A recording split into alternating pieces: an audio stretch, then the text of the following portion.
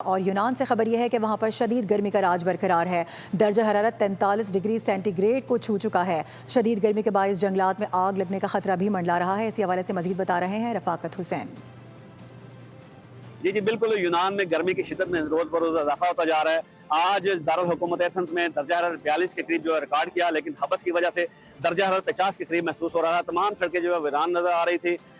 खुले सूरज तले काम करने वालों पे पाबंदी आयद कर दी है कि वो अपने घरों तक रहें और इस दौरान कोई काम जो है वो नहीं किया जाएगा। म्यूनिसिपल ऑफ एथेंस की तरफ से 7 से ज़्यादा जगहों पर ठंडे पानी का और सायादार जगहों का जो इंतजाम किया गया है, ताकि राह गुजरने वाले और कामकाज जो जाने वाले इस सहूलत से फ़ायदा उठा सकें।